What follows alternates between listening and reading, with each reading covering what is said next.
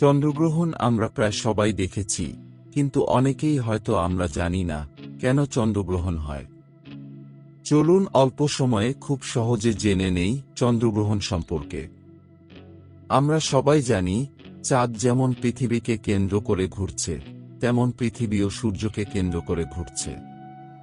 এইভাবে একটা সময় চাঁদ, সূর্য ও পৃথিবী ঘুরতে ঘুরতে একই সরলরেখায় আসে। যখন এই সরলরেখায় পৃথিবী, চাঁদ ও সূর্য আসে, তখন পৃথিবীর ছায়ার জন্য চাঁদে সূর্যের আলো পৌঁছায় না।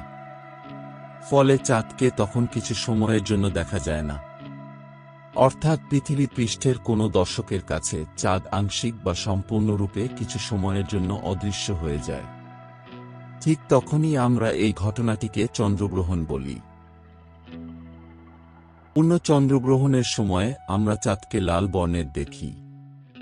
এটিকে আমরা লাল চাঁদ বা রক্তিম চাঁদ বলে থাকি। পূর্ণ চন্দ্রগ্রহণের সময় চাঁদ পৃথিবীর মাঝখানে অবস্থান করে। তখন পৃথিবীর ছায়া চাঁদের উপর পড়ায় চাঁদ প্রায় অদৃশ্য হয়ে যাওয়ার কথা।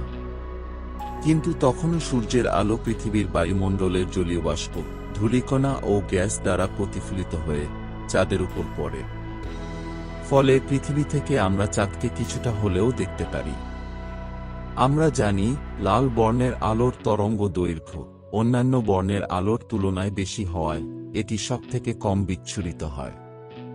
তাই ওই সময় সূর্যের আলো পৃথিবীর বায়ুমণ্ডলের দ্বারা প্রতিফলিত হয়ে লাল বর্ণের আলো চাঁদের উপর পড়ে, তাই চাঁদকে তখন আমরা লাল বর্ণ বা রক্তিম রঙে দেখি। ভিডিওটি দেখার জন্য অসংখ্য ধন্যবাদ।